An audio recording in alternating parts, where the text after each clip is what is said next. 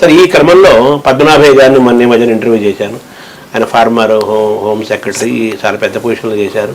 1961 batches చెందిన personality Telugu స్టేట్స్లో. ఆయన ఏమన్నారంటే ఇలాగా ఈ బంధం అక్రమ సంబంధాలు పెరిగిపోతున్న క్రమంలో సామాన్యుడు మేలు జరగకుండా వాళ్ళు కూడా పోటీపడి పొలిటీషియన్లతో పోటీపడి అవినీతి ఇలా పెరుగుతున్న క్రమంలో మంచి ఆఫీసర్లు మంచి పొజిషన్ ఎప్పుడూ ఉంటారు. దీనికి ఫుల్ స్టాప్ పట్టాలంటే కనీసం ఎవ్రీ 5 years తర్వాత ఒకసారి వీళ్ళని government, central government, all India services వెనక్కి పంపించేసి మళ్ళీ ఇలా తీసుకుంటూ ఉండాలి. అలాగే పంపించకుండా ఇక్కడే కానీ టెస్ట్ వేసేస్తే వాళ్ళు IAS కూడా వెనక్కి తీసేసుకోవాలి అని చెప్పేసి ఒక అన్నారు. అని చెప్తూ ఆయన మీ పేరు కూడా రెఫర్ చేశారు. మా రమేష్ గారు కూడా is very fund of this అని చెప్పి అన్నారు. సో మీరు దీన్ని ఏకీభవిస్తారా? తప్పకుండా అండి. అంటే వారు చాలా పెద్దవారు, వారి మీద చాలా గౌరవం ఉంది, ఆయన చాలా సీనియరు. వారు చెప్పిన విషయాన్ని నేను ఖచ్చితంగా సపోర్ట్ చేయడమే కాకుండా ఈ IAS అడ్మినిస్ట్రేషన్లో అండి కొన్ని గణనీయమైనటువంటి మార్పులు తీసుకురావాల్సిన అవసరం ఉంది. దీని గురించి ఎవరు పట్టించుకోవడం లేదు. రాష్ట్ర ప్రభుత్వాలు పట్టించుకోవడం లేదు, కేంద్ర ప్రభుత్వాలు పట్టించుకోవడం లేదు. ఒకటి మొట్టమొదటిగా చేయవలసింది ఏమిటంటే అండి, క్యాడర్ రివ్యూ అని 3 ఏళ్ళకి ఒకసారి జరుగుతుంది. ఈ క్యాడర్ రివ్యూ జరిగినప్పుడు అసలు ఈ పోస్ట్ అవసరమా లేదా? ఎందుకంటే టెక్నాలజీ మారిపోతోంది, మన ఆర్థిక వ్యవస్థ మారిపోతోంది, సాంఘిక పరిణామాలు వస్తున్నాయి, రాజకీయంగా వేరే ఉన్నాయి. కాబట్టి మన సిస్టమ్ అట్లాగే ఉందన్నమాట. Sub collector, joint collector, collector, secretary, ఆ సెక్రటరీలు కూడా పోస్ట్ డిపార్ట్మెంట్ అవసరమా లేదా? పొజిషన్స్ గురించి, పోస్టింగ్ల గురించి కింద మీద పడడానికి రాజకీయ నాయకుల కాళ్ళు పట్టుకోవడానికి కారణం ఇది. కాబట్టి అసలు ఈ యొక్క సిస్టమ్ స్ట్రక్చర్ అంతా కూడా మనం బ్రిటిష్ కాలం నుంచి కొలోనియల్ ఇన్హెరిటెన్స్ ఇదంతా మారలేదు, పేర్లు కూడా మారలేదు. 70-80 ఏళ్ల క్రితం ఎటువంటి వ్యవస్థ ఉందో అదే వ్యవస్థ ఈ రోజు కూడా రీస్ట్రక్చర్ చేయాలి. దీని ముందు పూర్తిగా మీరు రీస్ట్రక్చర్ చేసి అసలు IAS ఆఫీసరు ఏ పోస్ట్ లో ఉండాలి, ఏమి చేయాలి, అసలు జాబ్ డిస్క్రిప్షన్ ఏమిటి, రెస్పాన్సిబిలిటీస్ ఏమిటి, పర్ఫార్మెన్స్ ఇండికేటర్స్ ఏమిటి అనేవి పకడ్బందీగా నిర్ణయించాలి. ఇది ఫస్ట్. రెండవది ఏమిటంటే అండి, స్టేట్ లెవెల్లో ఒక బోర్డు ఉండాలి, సివిల్ సర్వీసెస్ బోర్డు. సుప్రీంకోర్టు కూడా ఆర్డర్స్ ఇచ్చింది, మన స్టేట్స్ రెండిట్లో కూడా ఇంప్లిమెంట్ చేయలేదు. సివిల్ సర్వీసెస్ బోర్డు ఇండిపెండెంట్గా స్టేట్ లెవెల్లో సివిల్ సర్వీసెస్ బోర్డు, ఇదిగో ఇక్కడ ఖాళీలు వస్తున్నాయి, దీనికి ఈ 3 ఆఫీసర్లు మీరు కన్సిడర్ చేయొచ్చు అంటే ముఖ్యమంత్రి గారు నిర్ణయం తీసుకోవచ్చు. కొంతలో కొంత మెరుగు అంటే కొంత ఇండిపెండెంట్ సీనియర్ రిటైర్డ్ IAS ఆఫీసర్ని ఒక బోర్డు లాంటిది పెడితే, కావాలంటే ఒక UPSC మెంబర్ని కూడా దాంట్లో మెంబర్గా పెట్టి, చీఫ్ సెక్రటరీ కన్వీనర్గా పెట్టి, కనీసం ఒక పీరియాడిక్ స్క్రీనింగ్ ఎంతో కొంత ఇంప్రూవ్ అవుతుంది. రెండు. మూడవది security of tenure.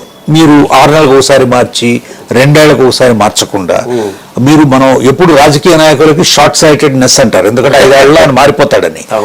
Main reason మన దేశం అభివృద్ధి చెందకపోవడానికి కారణం బ్యూరోక్రసీకి ఇంకా షార్ట్. వాళ్ళు 5 ఏళ్ళు ఉంటారు, 6 నెలల్లో ఉండొచ్చు, 5 నెలల్లో ఉండొచ్చు, ఇంకా షార్టెస్ట్. కాబట్టి సెక్యూరిటీ ఆఫ్ టెన్యూర్, ఒకసారి పోస్టింగ్ ఇచ్చిన తర్వాత పర్ఫార్మెన్స్ లేకపోతే మార్చండి. ఆయన సరిగా పనిచేయలేదు, అది వేరే విషయం. బట్ అదర్వైజ్ పనిచేస్తున్న వాడికి మీరు స్పెసిఫిక్ గా job description 3 years. Any assignment to make a difference అండి, మినిమం 3 years. నేను హెల్త్ సెక్రటరీగా పనిచేసినప్పుడు నేను 5 సంవత్సరాల ప్లాన్ తయారు చేసుకున్నాను. సో కాబట్టి యూ నీడ్ అట్లీస్ట్ 3 years ఆఫ్ టెన్యూర్. మూడవదండి. నాలుగవది rotation to central government. Mandatory. సెంట్రల్లో మీరు 5 ఏళ్ళు చేస్తే ఇక్కడ 5 ఏళ్ళు, ఇక్కడ 5 ఏళ్ళు చేస్తే అక్కడ 5. ఒక రాడికల్, అసలు నిజంగా చెప్పాల్సింది, మన దేశం ఇప్పుడు ముఖ్యంగా ఈ ప్రాంతీయకరణ పెరగడం అనేది మానాలి. కాబట్టి అసలు ఒక నేషనల్ ఐడెంటిటీ, నేషనలిస్ట్ పర్స్పెక్టివ్ పెరగాలి అంటే ఒక్కసారి మీరు సెక్రటరీ క్యాడర్కి వచ్చిన తర్వాత, స్టేట్ లెవెల్లో సెక్రటరీ అంటే 16 సంవత్సరాల సర్వీస్ తర్వాత, there must be regional cadre. ఆ తర్వాత మీరు స్టేట్కి రాకూడదు, ఆంధ్రాకి రాకూడదు. మీరు తెలంగాణ, మీరు మళ్ళీ తమిళనాడు ఎవ్రీ 5 years ఒకసారి స్టేట్ సెంట్రల్ మారుతూ 60 years ఇంకా స్టేట్ క్లోజ్ డోర్స్. ఇది state, there should be nothing like home state, you should go to the other states. చేస్తే ఏమవుతుందంటే అండి, అప్పుడు మీరు ఇండిపెండెంట్ గా ఉండగలరు. మీ నాలెడ్జ్ పెరుగుతుంది. So you must contribute to the all India development, not only to your local development. లేకపోతే ఏమవుతుందంటే అండి, కులము, మతము, ప్రాంతము, ధనము కలిసిపోవడం, ఇదే వీళ్ళతోనే రోజు పనిచేయడం. కాబట్టి రెండోది ఏమిటంటే ఆలోచన విధానం, తరువాత అసలు పరిపక్వత, అసలు ఏం జరుగుతోంది ప్రపంచంలో, దేశంలో, Exposure. పక్క స్టేట్లో ఏం జరుగుతుందో తెలియదు మనకి. ఎక్స్పోజర్. కరెక్ట్. ఇప్పుడు తమిళనాడు ఇంతగా ఎందుకు అభివృద్ధి చెందింది, లేదా ఈవెన్ తెలంగాణలో ఏం జరుగుతుందో ఆంధ్రాకి తెలియదు. కాబట్టి అవును.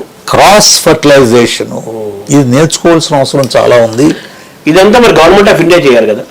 గవర్నమెంట్ ఆఫ్ ఇండియా చేయాలి, స్టేట్స్ ఇనిషియేటివ్ తీసుకోవాలి కదండి. ఇప్పుడు స్టేట్స్ మొదలు పెడితే స్టేట్స్ డిమాండ్ చేయాలి ఇది. ఇప్పుడు మాకు బెటర్ క్వాలిటీ ఆఫీసర్లు కావాలి. డెఫినెట్గా తమిళనాడుకి గురించి ఖచ్చితంగా నేను చెప్పగలను, ఎందుకంటే తమిళనాడు చదువుకున్నాను నేను. తర్వాత తమిళనాడు అధికారులతో నాకు పరిచయం ఉంది. తర్వాత fact speak for themselves, Yes, yes. మనం చెప్పాల్సిన అవసరం లేదు. Tamil Nadu is now the most developed state in India. Orissa కూడా బాగా జరిగిందంటారు sir. No, every state is Comparatively. Trying its best, but మనం గణనీయమైనటువంటి మార్పు గత 25 ఏళ్లలో ఏ రాష్ట్రం చేసింది అంటే తమిళనాడు స్టాండ్స్ నెంబర్ 1.